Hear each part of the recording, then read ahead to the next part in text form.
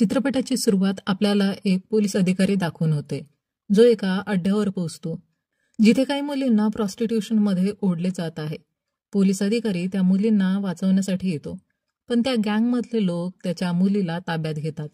त्या गँगचा एक व्यक्ती, ज्याचं नाव बॉस आहे, तो पोलिसाला सांगतो की ज्याने तुम्हाला या अड्ड्याची माहिती दिली त्याला शोधा. त्याच्यावर काही कारवाई कराल तरच तुमची मुलगी सोडेन. त्यानंतर आपण जॉन आणि त्याची मुलगी खुशी यांना पाहतो. जॉन एक बेकरी चालवतो आणि त्याची मुलगी खुशी त्याच्यासाठी सर्वस्व आहे. जॉन नेहमी खुशीला शाळेत उशिरा सोडतो. एक दिवस खुशी त्याला बोलते, तुम्ही माझ्या शिक्षकाला सांगितलं पाहिजे की उशीर का होतो. खुशीच्या शिक्षिकेचं नाव तारा असते. जॉन खुशीला उशीर झाल्याबद्दल माफी मागतो आणि त्यानंतर दोघांमध्ये थोडीशी बातचीत होते. त्याचवेळी बॉस एका मुलीला ताब्यात घेऊन नेत असतो, पण ती मुलगी एका संधीचा फायदा घेत पळून जाते. दुसऱ्या दिवशी तारा खुशी आणि जॉनला भेटते, जी जॉनकडे खुशीची कंप्लेंट घेऊन आली असते, कारण खुशीने एका मुलाला मारले होते. तेव्हाच बॉस त्या मुलीला शोधत आला होता. तारा जॉनला बोलते की मला ड्रॉप कर.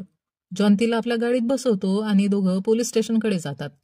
तारा ज्या मुलीला घेऊन आली होती ती मुलगी जॉनच्या गाडीमध्ये लपून पोलीस स्टेशनमध्ये जाते. जॉन पोलीस स्टेशनमध्ये जाऊ इच्छित नव्हता, पण खुशी ताराच्या मागे गेली होती. जॉन खुशीला तिकडून आणण्याचा प्रयत्न करतो, पण अचानक त्याच्यासमोर एक पोलीस अधिकारी येतो, ज्याला जॉनवर काहीतरी संशय येतो, कारण त्याला जॉनला कुठेतरी पाहिल्यासारखं वाटत होतं. जॉनने ताराला सांगितलं होतं की त्याला मल्याळम येत नाही, पण पोलीस अधिकाऱ्यासमोर स्वतःला लोकल दाखवण्यासाठी तो फटाफट मल्याळम बोलू लागतो, ज्यामुळं तारा त्याच्यावर संशय घेते. ज्या मुलीला तारा घेऊन गेली होती त्या मुलीला पोलीस अधिकारी परत बॉसकडे पोहोचवतो. बॉसला कळतं की त्याची कोणीतरी तक्रार नोंदवली आहे आणि जॉन हे नाव त्याच्या पुढे येतं. मग ते त्याच्या घरी जाण्याचा निर्णय घेतात. तिथे गुंड जॉनला खूप मारहाण करतात. पोलीस त्या मुलीला गुंडांच्या हवाली करतो आणि ते गुंड पोलिसाची मुलगी त्याच्या हवाली करतात. त्यावेळी पोलीस त्या गुंडाला गोळी घालतो. तारा इंटरनेटवर जॉनविषयी शोध घेत असते आणि तिला असे काहीतरी समजते की ज्यामुळं ती चक्रावून जाते. जॉन आता सगळ्यांचा खूप मार खात असतो, पण बॉस जेव्हा म्हणतो की त्याची मुलगी पकडून आणा, तेव्हा तो अचानक बेस्ट मोडमध्ये जातो आणि गुंडांना निर्दयीपणे मारहाण करतो. ताराला माहिती मिळते की जॉन एक साधा माणूस नाही, तर तो एक पोलीस अधिकारी आहे, ज्याचं खरं नाव सत्यवर्मा आहे. बॉसचे बॉस मिस्टर राव तिथे येतात आणि जॉनला पाहून त्याला ओळखतात की तो सत्य आहे. पण तेव्हा खूप उशीर झालेला असतो आणि सत्या त्यालाही मारून टाकतो. आता कथा 6 वर्ष मागं जाते. इथे आपल्याला पोलीस अधिकारी सत्याची ओळख होते, जो खूप इमानदार आणि त्याच्या नोकरीत लोकांची रक्षा करणारा असतो. सत्य आपल्या कामात खूप उत्कृष्ट असतो आणि त्याची एक विशिष्ट शैली असते. तो फुल भोवकालमध्ये राहतो आणि गुंडांना पळून पळून तुडवतो. तो कोणापासूनही घाबरत नाही आणि त्याची आई त्याला सतत बोलते की लग्न कर लग्न कर, पण सत्याला अजूनपर्यंत त्याच्या पसंतीची मुलगीच भेटली नव्हती. त्यानंतर नानाजी नावाचा एक माणूस येतो, जो सर्व प्रकारच्या गैरकानूनी इल्लीगल कामामध्ये गुंतलेला असतो आणि त्याचा मुख्य धंदा मुलींची तस्करी करणे असतो. तो स्वतःला देवासमान मानतो. एक दिवस सत्याला दिसतं की एक माणूस लहान मुलांना हँडिकॅप करून त्यांच्याकडून भीक मागवतो.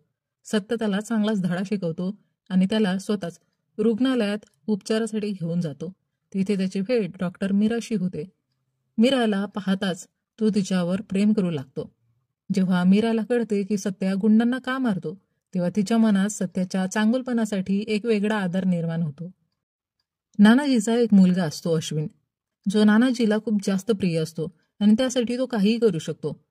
मीरा आणि सत्याचे भेटीगाठी सुरू होतात आणि त्यांच्या दरम्यान प्रेमाचे फूल उमलू लागतात. सत्याच्या आईला सत्या आणि मीरा यांच्या प्रेमाविषयी कळतं. मग आई मीराकडे जाते. मीराला तिची आई नव्हती आणि आईला कोणतीही मुलगी नव्हती, म्हणून तिला ती एक मुलगी म्हणून स्वीकारते आणि सत्य आणि मीराच्या प्रेमाला सहमती दर्शवते. एक दिवस पोलीस स्टेशनमध्ये एक जोडपं येतं. पती बोलू शकत नव्हता, तर पत्नी सांगते की माझी मुलगी अंबा 3 दिवसांपूर्वी शाळेत गेली होती, पण ती परतलीच नाही. अंबाची आई सांगते की आमची कंप्लेंट घ्यायला कोणी तयार नव्हतं, त्यामुळे आम्ही लाच देऊन कंप्लेंट लिहिली. तेव्हा पोलिसांनी सांगितलं की तुमची मुलगी कोणातरी सोबत पडून गेली आहे. सत्या त्याचा तपास सुरू करतो आणि त्याला कळतं की अंबा शाळेतून घरी येण्यासाठी एक बस पकडते. ज्या ठिकाणी अंबा उतरली होती तिथे एक दुकान होतं, जिथून ती बिस्किटे घेऊन कुत्र्याला खायला देत होती. कुत्रा तिचा फ्रेंड बनला होता सत्या लक्षात घेतो की कुत्रा प्रत्येक महागड्या काड्या जिप्सीवर भुंकतो आहे. सत्या त्या कुत्र्याला घेऊन अंबाला शोधायला लागतो. कुत्रा सुंगत एका विहिरीजवळ जातो जिथे अंबाची बॅग पडली असते. अंबा एका झोपडीतून बाहेर येते जखमी अवस्थेत. आपल्याला कळतं की तिची ही अवस्था अविनाशने केली आहे. अंबाची अवस्था गंभीर होती, पण सत्याला पाहून ती त्याला हाक मारते. मात्र अविनाश तिच्यावर तेल ओतून तिला जिवंत जाळतो. सत्या तिला वाचवण्याचा प्रयत्न करतो, पण ती वाचू शकत नाही, कारण तिला गंभीर इंटरनल इंजुरीज झाल्या होत्या आणि तिच्यावर सामूहिक अत्याचार झाला होता. सत्याला हे समजतं की हे कसं घडलं. तो नानाजींना शोधायला जातो, पण अश्विन त्याच्याकडे सापडत नाही. सत्या चांगलाच ओळखत होता की कायदा आणि कायद्याच्या कामामध्ये असलेल्या सर्व लोकांना नानाजींच्या पायाशी बसावं लागतं. त्यामुळं जर त्याने अश्विनला तुरुंगात टाकलं तर तो 10 दिवसात बाहेर येईल. आणि आपल्याला बघायला मिळतं की अश्विन अंडरग्राऊंड झाला नव्हता, तर सत्यानेच त्याला आणि त्याच्या साथीदारांना पकडून ठेवलं होतं. तो अश्विन आणि त्याच्या साथीदारांना जिवंत जाळून ठार करतो, जसं त्याने अंबाला मारलं होतं. नानाजी जेव्हा आपल्या मुलाची डेड बॉडी बघतात तर तेव्हा त्यांना खूप दुःख होतं. डॉक्टर सांगतात की त्याला आधी खूप जास्त यातना दिल्या गेल्या होत्या आणि त्यानंतर त्याचे प्रायव्हेट पार्ट पण कापले गेले होते. नानाजी सत्याला बोलतात की ज्याने हे केलं त्याला शोध, आणि स्वतःच बोलतो की त्यानेच त्याच्या मुलाला मारलं, कारण त्याने त्या मुलीसोबत चुकीचं केलं होतं. आता स्टोरी प्रेझेंटमध्ये येते, जिथे आपण पाहतो की सत्या गुंडांच्या मृतदेहांना ठिकाणी लावत आहे. तो खुशीला अजिबात कळू देत नाही की रात्री काय घडलं होतं. आणि इथे आपल्या समोर आणखी एक गुपित उघडतं की तारा पण एक पोलीस अधिकारी आहे, जिचं नाव अधीरा आहे आणि ती नानाजींच्या इल्लिगल कामावर लक्ष ठेवण्यासाठी अंडरकव्हर एजंट म्हणून काम करत होती. सत्यासोबत नेहमी एक ज्युनियर ऑफिसर रामसेवक असायचा, जो अजूनही सत्यासोबत आहे जॅकी बनून. अधीरा रामसेवककडे येते आणि विचारते की मीरासोबत काय घडलं होतं नेमकं आणि खुशीच्या बाबतीत काय सत्य आहे. स्टोरी परत मागे जाते, जिथे आपण पाहतो की मीरा सत्याला तिच्या वडिलांशी भेटायला घेऊन जाते, ज्यांना पोलीस अजिबात पसंत नव्हते. त्यांचं म्हणणं होतं की पोलिसांची नोकरी खूप रिस्की आहे, म्हणून ते आपल्या मुलीचं सत्यासोबत लग्न करण्यास नकार देतात. सत्या खोटं सांगतो की तो गांधीजीप्रमाणे अहिंसावादी आहे आणि त्याने कधीही बंदूक चालवली नाही. पण तेव्हाच मीरांच्या वडिलांकडे नानाजींचे गुंड येऊन सत्याला मारण्याचा प्रयत्न करतात. सत्या त्या सर्वांना मारून टाकतो. मीराचे वडील सत्याच्या त्या खून खराब्यामुळं घाबरून लग्नासाठी नकार देतात. नानाजींचा जो नाई होता, त्या नाईच्या मुलीला पण नानाजीने विकलं होतं. सत्याच्या येण्याने नाई पण नानाजींच्या विरोधात उभा राहतो आणि तो नानाजी विरुद्ध कंप्लेंट करतो. सत्या नानाजीला हिरासतमध्ये घेत असताना त्यांचे चेले त्याला अडवण्याचा प्रयत्न करतात, त्याची गाडी तोडतात, तर सत्या नानाजीची धोती काढून त्याला तसंच घेऊन जातो. सत्याने नानाजीच्या मुलाला मारलं, भर गर्दीमधून त्याला त्याच अवस्थेमध्ये जेलमध्ये टाकलं, तर जेलमध्ये असताना नानाजीच्या मनात बदला घेण्याची आग पेटली असते. मीराचे वडील लग्नास विरोध करत होते, पण दोघंही कसं तरी त्यांना लग्नासाठी तयार करतात. मग त्यांचं लग्न होतं आणि खुशी जन्माला येते. सर्व काही सुरळीत चाललं होतं, परंतु नानाजी घरात घुसून मीरा, सत्या आणि त्याच्या आईला मारून टाकतात. आई मरण पावली होती, पण मीरा आणि सत्या अजूनही जिवंत होते. खुशी बाथरूममध्ये लपली होती. मीरा कसं तरी तिला बाहेर काढते. सत्याला शुद्धीवर आणून त्याच्या गोदमध्ये खुशीला देत म्हणते की तिला लवकरात लवकर हॉस्पिटलमध्ये घेऊन जा आणि जाताना वचन दे की तू पोलिसाची नोकरी सोडून आपल्या मुलीला घेऊन कुठेतरी दूर जाशील. हे बोलताच मीराची देखील डेथ होते. नानाजीने घरात पेट्रोल ओतून मायक्रोवेव्ह आणि गॅस ऑन केला होता आणि ज्यामुळे घरभर स्फोट झाला.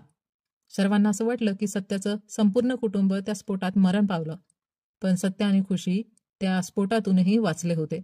आणि याच रिझनमुळे सत्या आपल्या मुलीला घेऊन केरळमध्ये आला होता. आपली नोकरी सोडून आपलं नाव बदलून तो तिथे राहत होता. त्याला हिंसा आवडत नव्हती आणि त्याला असं काहीही नको होतं की ज्यामुळं त्याच्या मुलीला प्रॉब्लेम होईल. पण आता त्याचा भूतकाळ पुन्हा त्याच्या समोर उभा होता. खुशी पिकनिकसाठी जात होती. तिची बस येते, तर तो खुशीला बसमध्ये बसवतो. तेव्हाच त्याला नानाजीचा व्हिडिओ कॉल येतो. तू परत आलास, आता मी तुला सोडणार नाही. तुझं जगणं कसं हराम करतो बघ. तू एकदा चेक कर की तुझी मुलगी ठीक आहे की नाही.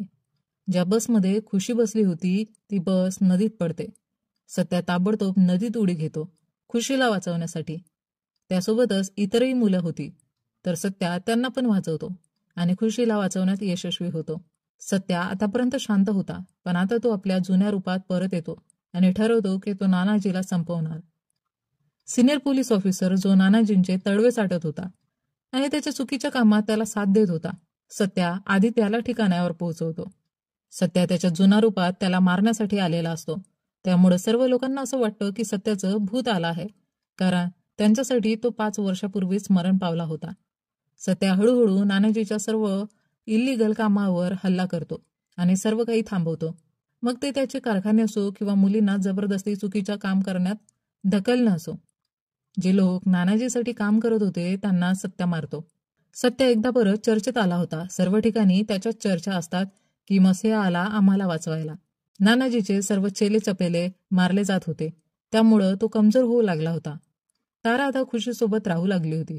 एक सिनियर ऑफिसर जो नानाजीसाठी काम करत होता तो ताराची लोकेशन ट्रॅक करतो आणि नानाजी तिथे त्यांचे गुंडे पाठवतो. तारा आणि रामसेवक खुशीला वाचवण्यासाठी तयार असतात. गुंडे रामसेवकला पाहून म्हणतात, "ए कॉमेडी, साईडला हो." एक गुंड त्याला मारायला पुढे जातो तर रामसेवक त्याला थांबून म्हणतो, "तुला माहिती आहे का, कॉमेडी एक सिरियस बिझनेस आहे." ऑफिसर सर्वांची धुलाई सुरू करतो. तारा आणि रामसेवक बराच वेळ लढतात, पण शेवटी ते गुंडांपासून हारतात. गुंडे खुशी आणि तारा यांना उचलून घेऊन जातात. नानाजीला सत्याचा कॉल येतो आणि तो बोलतो, "जर तुला तुझी मुलगी वाचवायची असेल तर पोर्टवर ये. तुला मारूनच मला शांती मिळेल." आपल्याला दिसतं की एका कंटेनरमध्ये खूप साऱ्या मुली आहेत, ज्यात खुशी आणि तारा सुद्धा आहेत. तो कंटेनर एका मोठ्या शिपमध्ये ठेवला जातो, जो थोड्याच वेळात तिकडून निघणार असतो. सत्या नानाजीकडे पोहोचतो, पण तो मजबूर असतो कारण त्याची मुलगी नानाजीकडे होती. नानाजी त्याला उलट लटकवून मारायला लागतो. सत्या बेहोश होतो, पण त्याच वेळी मीराची आवाज त्याच्या कानात ऐकू येते, "उठ आणि खुशीला वाचव." सत्या जागा होतो आणि सर्व गुंडांना एक एक करून मारू लागतो. सत्या सर्व गुंडांना हरवतो आणि नानाजीकडे जातो. त्याला पण खूप भेटतो. नंतर तो कंटेनरमधून सर्व मुली बाहेर काढतो आणि त्यांचा जीव वाचवतो. खुशी बोलते की मला त्या दद्दूशी बोलायचं आहे, म्हणजेच नानाजीसोबत बोलायचं आहे.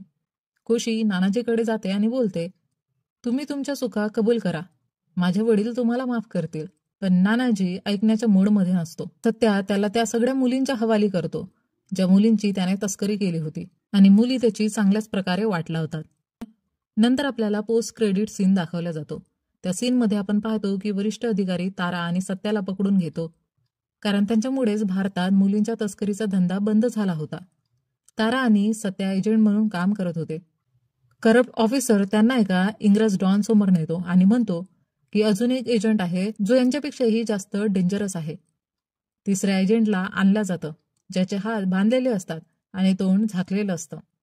गुंडे त्याला मारायला जातात, पण तो एजंट हात बांधून असतानाही आणि तोंड झाकलं असतानाही त्या गुंडांना मारत असतो. जेव्हा त्याच्या चेहऱ्यावरून तो कापड हटवला जातो तेव्हा आपल्याला दिसतं की तो एजंट भाईजान आहे. एजंट भाईजान आणि एजंट बेबी जॉन सर्व गुंडांना मारतात आणि इथे बेबी जॉन हा चित्रपट संपतो.